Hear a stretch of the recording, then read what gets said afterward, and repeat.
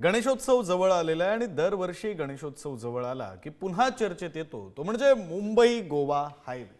यावर्षी कोकणात जाण्यासाठी किती तास प्रवास करावा लागणार असा अंगावर काटा येणारा प्रश्न प्रत्येक कोकणवासियाला पडतो। यंदा ही परिस्थितीत फारसा काही बदल झालेला नाहीये।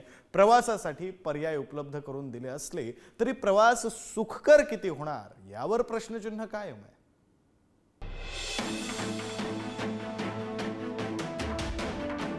हे आहेत राज्याचे सार्वजनिक बांधकाम मंत्री शिवेंद्रराजे भोसले। सालाबाद प्रमाणे सार्वजनिक बांधकाम मंत्री म्हणून याही वर्षी मुंबई गोवा रस्त्याची पाहणी दौरा करून त्यांनी परंपरा पार पाडली। गेली वर्षानुवर्षे मिळणारं ठराविक उत्तर 8 दिवसात खड्डे बुजवून मलमपट्टी होणार हेही त्यांनी दिलं। आता आमचं जो आजची पाहणी आहे हे गणपतीच्या पुरतच आहे।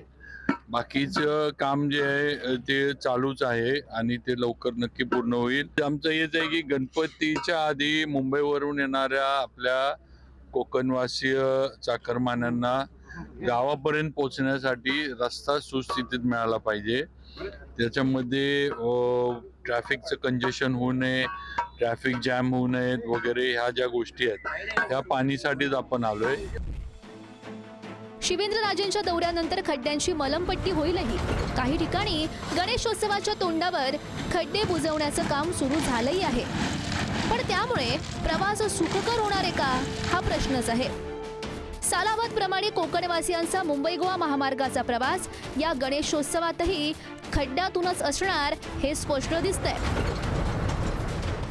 मुंबई गोवा महामार्ग कोकणवासियांना लागलेले शुल्क कष्टच म्हणावे लागेल। मुंबई गोवा महामार्गावर काही दिवसापूर्वी सार्वजनिक बांधकाम मंत्री यांनी पाहणी केली आणि कुठेतरी बांधकाम मंत्र्यांनी या पाहणीसाठी उशीर केला की काय अशी देखील प्रतिक्रिया आणि भावना ही वाहनधारकांमधून होताना दिसते। अजूनही मुंबई गोवा महामार्गावरचे जे खड्डे आहेत हे त्याच स्थितीमध्ये आहेत। एकंदरीत पाहिलं तर गणेशोत्सव काही दिवसानंतर येऊन ठेपलेला आहे आणि हीच अवस्था जर रस्त्याची राहिली तर येणाऱ्या गणेशोत्सवामध्ये काय परिस्थिती होईल याचा विचार न केलेलाच बरा। आता मुंबई गोवा नॅशनल हायवे शासक उभा आहे आणि हाच तो Mumbai Goa highway national highway हा सर्व्हिस रोड आहे। आपण पाहू शकतो कशा पण या ठिकाणी गेली अवस्था झालेली आहे। या रोडची गेली 18 वर्ष ही हीच अवस्था आणि या खड्ड्यातूनच या वाहनधारकांना आपल्याला कोकणात जायचं असतो किंवा प्रवास करायचा असतो आणि अशातच येत्या 16-17 दिवसावरती गणपतीचं आगमन होणार आहे आणि सध्या परिस्थिती सुद्धा या ठिकाणी आपल्याला अशी ग्रामस्थांनी या ठिकाणी सांगण्यात आलेली आहे। गणेशोत्सव तोंडावर आला की मुंबईतून कोकणामध्ये जाणाऱ्या प्रत्येक माणसाच्या मनातला प्रश्न की यंदा किती तास लागणार। सरकारनं पर्याय तर उभे केलेत, पण त्यांचं वास्तव भयंकर आहे। कोकण रेल्वेची तिकीटं 2 महिने आधीच फुल झाली आहेत। मुंबई ते सिंधुदुर्ग चिपी विमान सेवा बंद आहे। कोकण रेल्वेची रोरो सेवा सुरू झाली आहे, मात्र ती गैरसोयीची आहे। समुद्रमार्गे बोटीतून रोरो सेवेबाबत अनिश्चितता बघायला मिळते। गणेशोत्सवासाठी भरमसाठ गाड्या सोडल्यानं कोकण रेल्वेचा प्रवास रखडपट्टीचा होतो, तर सगळ्या पर्यायांची ही स्थिती असल्याचं सगळा भार कोल्हापूर मार्गे कोकण गाठण्यावर किंवा खड्ड्यातून जाणाऱ्या मुंबई गोवा महामार्गावर येतो। रस्त्यावरच्या वाहतूक कोंडीमुळे प्रवासाला तासनतास वेळ लागतो। गेल्या वर्षी आदल्या दिवशी निघालेले अनेक प्रवासी गणेशोत्सवाच्या संध्याकाळी कोकणात पोहोचण्याची उदाहरणं आहेत। कोकणामध्ये गणपतीला जाण्याच्या कल्पनेनं चाकरमानी प्रफुल्लित होतात खरे, पण प्रवासातील रखडपट्टीच्या आजवरच्या अनुभवानं त्यांच्या पोटात गोळा येतो। कॅलिफोर्नियाच्या बाता आणि दरवर्षी खड्ड्यातूनच जाता ही अवस्था वर्षानुवर्षे कोकणाची आहे। कोकणवासियांचा मनस्ताप कधी संपणार, मुंबई गोवा महामार्ग कधी पूर्ण होणार हे प्रश्न वर्षानुवर्षे कायम आहेत।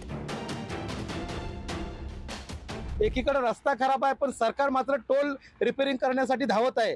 वारंवार तुम्ही रस्ता बघाल ना टोल बघाल तर टोल पूर्ण सुसज्ज आहे, टोलाची पूर्ण टोल तयार झालेला आहे, परंतु रस्त्याकडे सगळ्याच पुढाऱ्यांचा दुर्लक्ष झालेला आहे। नेते येतात, दुरुस्ती करायचा आदेश देतात, त्या आदेशाचा पालन होत नाही, कोणीच विचारत नाही। फक्त हा महामार्ग पैसा खेचण्यासाठी आणि पैसे लाटण्यासाठी असं काम चालू आहे। आज 17 वर्ष 18 वर्ष असतील रस्त्याला।